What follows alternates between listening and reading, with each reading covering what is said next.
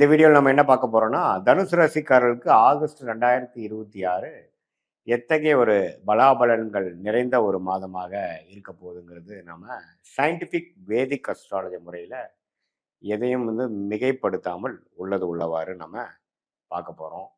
இப்போ பார்த்தீங்கன்னா, தனுசு ராசிக்கு 2026 எப்படி வருது, அதாவது ஆகஸ்ட் மாதம் எப்படி வருதுன்னு பார்க்கும் பொழுது, இப்போ ராசி அதிபதியே பார்த்தீங்கன்னா 8ஆம் இடத்துல இருக்கிறார், சனி 4ஆம் இடத்துல இருக்கிறார்.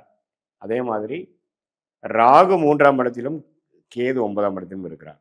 ஸோ நம்ம சயின்டிஃபிக்காக துல்லியமாக பரிகாரம் மூட நம்பிக்கைக்குள்ளெல்லாம் போகாமல் கரெக்டாக பார்க்கும் பொழுது எப்படி தெரியுதுன்னா, உங்களுடைய அந்த முக்கியமான ஒரு கிரகம் செவ்வாய் பார்த்தீங்கன்னா 7ஆம் இடத்துல ராஜயோக அதிபதி லக்னத்தையே பார்க்குறார், அதாவது ராசியவே பார்க்குறார்.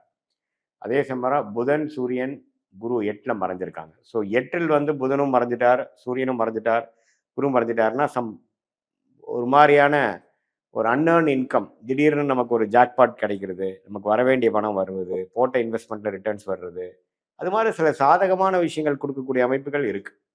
ஏன்னா குரு 8ல், சூரியன் 8ல், புதன் 8ல் அப்படிங்கிறப்போ 7, 9ங்கிற பாக்கிய ஸ்தானாதிபதியும் கேந்திர ஸ்தானாதிபதியும் சேர்வதே ஒரு பாக்கியம், ஒரு யோகம்.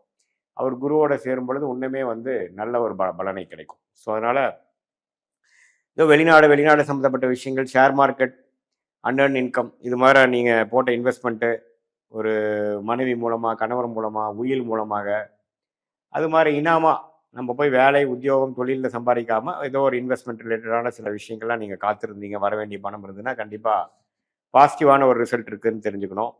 அதே சமயத்தில் ராஜயோகாதிபதி செவ்வாய் 7ஆம் இடத்துலேருந்து ராசியை பார்க்கறனால அந்த 7ஆம் இடங்கிற மனைவி ஸ்தானம், கணவர் ஸ்தானம், நண்பர்கள் ஸ்தானம், பங்குதார ஸ்தானத்தில் கொஞ்சம் கேர்ஃபுல்லாக இருக்கணும். நம்ம வீண் விவாதம் அதெல்லாம் பண்ணோம்னா கொஞ்சம் கருத்து வேறுபாடுகள், பிரச்சனைகள்லாம் வரக்கூடிய அமைப்புகள் இருக்குது. கொஞ்சம் பொறுமையாக போய்க்கக்கூடிய அமைப்புகள் ரொம்ப நல்லது. அதே சமயத்தில் சுக்கிரன் 10ஆம் இடத்துல இருக்கும் பொழுது வேலை தொழில் விஷயத்துக்கு நல்லது. ஆனால் சனி செவ்வாய் இருக்கிறனால கண்டிப்பாக தொழிலில் சில பிரச்சனைகள் வரக்கூடிய அமைப்புகள் வரலாம்.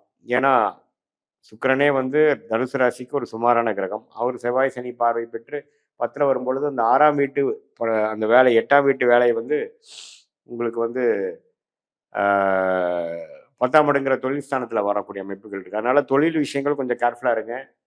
மற்றபடி கூட்டு தொழில் அது மாதிரி விஷயத்தில் இருக்கிறவங்களுக்கு நல்ல யோகம், தவறு இல்லை. ஸோ ஓவராலாக பார்க்கும் பொழுது நல்ல மாற்றங்கள் நிறைந்ததாக இருக்குது. எது மாதிரி மாற்றம்னா, திடீர் பயணங்கள், திடீர்னு அப்படியே மாறுறது, இடம் மாறுறது, திடீர்னு நம்ம பொசிஷன் கொஞ்சம் பாசிட்டிவாக போகிறது, எதிர்பார்க்காத இடத்துல இருந்து சிலது நடக்கிறது, அது மாதிரி foreign connection, import export related, அது மாதிரி அவுட்டர் சர்க்கிள்லேருந்து நமக்கு சில பெனிஃபிட்ஸ் வர்றது, இதெல்லாம் சாதகமான ஒரு அமைப்பாக நம்ம தனுசு ராசிக்காரர்களுக்கு ஆகஸ்ட் 2026 இது மாதிரி நேரடியாக போய் நீங்கள் எவ்வளோ கஷ்டப்பட்டு எவ்வளோ பண்ணாலும் இன்டைரக்டாக வரக்கூடிய அமைப்புகள் கொஞ்சம் சாதகமாக இருக்குது.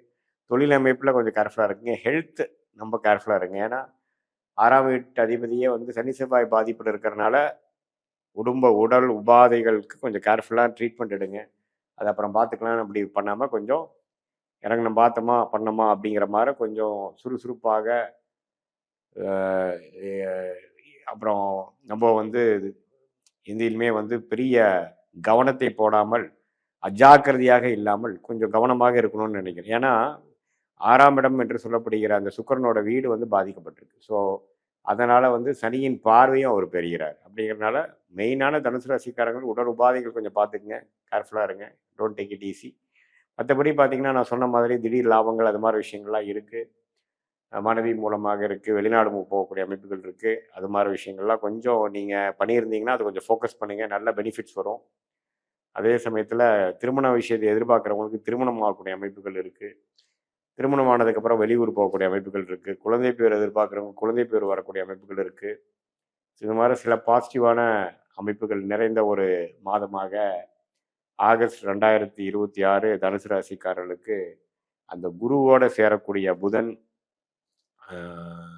சூரியன், அதே மாதிரி ராஜயோகாதிபதி செவ்வாய் ராசியை பார்க்குறது, இது எல்லாமே ஒரு அற்புதமான ஒரு காலகட்டங்கள். அதை நீங்கள் கண்டிப்பாக யூஸ் பண்ணிக்கணும்.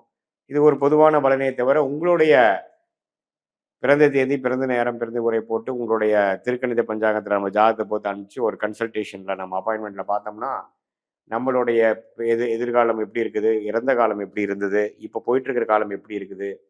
வொர்ஸ்ட் இஸ் ஆல்ரெடி ஓவரா? பெஸ்ட் இஸ் எட் டூ கம்மா? அல்லது இன்னுமே வொர்ஸ்ட் கொஞ்சம் வெயிட் பண்ண வேண்டியிருக்கா?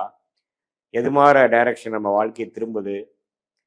அப்படிங்கிறத சயின்டிஃபிக் வேதிக் அஸ்ட்ராலஜி முறையில துல்லியமான முறையில எதையும் மிகைப்படுத்தாமல் பார்த்து, அடுத்து வரக்கூடிய ஷார்ட் டெர்ம், அடுத்து வரக்கூடிய லாங் டெர்ம்லாம் எப்படி இருக்கு? நம்ம எந்த மாரி டைரக்ஷன்ல நம்ம போலாம்? நம்ம லக்னம் எப்படி இருக்கு? லக்னாதிபதி உச்சமா இருக்காரா? எப்படி இருக்கு? நமக்கு யோகமான கிரகங்கள்ல யாரு? ராசிக்கும், லக்னத்துக்கும் உள்ள வித்தியாசங்கள் என்ன? ஸ்தான பலம், திக்பலம், திருக்பலங்கிற நம்மளோட ஒரு ஒரு கிரகத்தோட பலத்த எடுத்து நம்மளோட யோகமான பிளானட் என்னன்னு கண்டுபிடிச்சு, அந்த தசாபுக்திகளுக்கு ஏத்த மாரி சில பலன்களை பார்க்கும் பொழுது, அடுத்து வரக்கூடிய லாங் டெர்ம், ஷார்ட் டெர்ம், அப்புறம் நீங்க எடுக்கக்கூடிய டெசிஷன்லாம் வந்து எது நமக்கு பெஸ்ட் டெசிஷனா வருது? நமக்கு முன்னாடி இருக்கக்கூடிய சாய்ஸ்ல வந்து எது மாரி சாய்ஸ் நம்ம எடுக்கலாம்?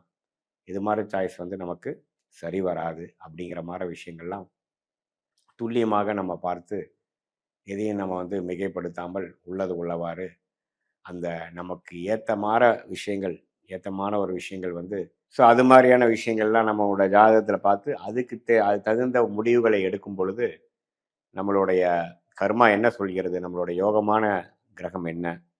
நம்மளுடைய யோகமான துறை என்ன? வியாபாரமா? வேலையா?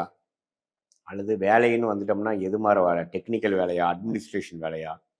அல்லது உயர் படிப்பு வந்து நமக்கு என்ன வரும்? என்ன துறை? என்ன துறையில போனா நம்ம ஜெயிக்கலாம்?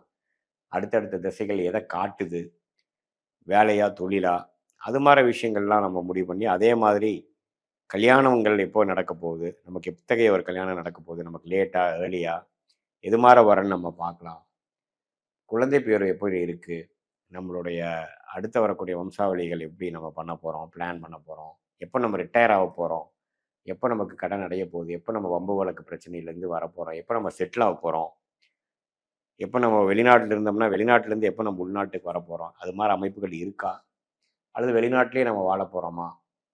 எது மாரி ஒரு அமைப்பு நம்ம ஜாதகத்துல இருக்கு அப்படிங்கிறதெல்லாம் சயின்டிஃபிக் வேதிக் அஸ்ட்ராலஜி முறையில எந்த விதத்தையும் மிகைப்படுத்தாமல் உள்ளது உள்ளவாறு நம்ம பார்க்கும் பொழுது, கண்டிப்பா வந்து அடுத்து வரக்கூடிய காலகட்டங்கள், அதுக்கு தகுந்த மாரி ஒரு முடிவுகளை எடுத்து, அதுக்கு தகுந்த மாரி வாழ்க்கை சம்பவங்களை நீங்களே அமைச்சுக்கலாம். அதாவது எது மாரி விஷயங்கள் எப்ப நடக்குங்கிறது தெரிஞ்சா, அதுக்கு தகுந்த மாரி நீங்க டைம் லைன்ஸ்க்காக வெயிட் பண்றது. சில நேரத்துல பார்த்தீங்கன்னா, எவ்வளோ தூரம் நம்ம முயற்சி பண்ணாலும் ஒண்ணும் நடக்காது சரியா.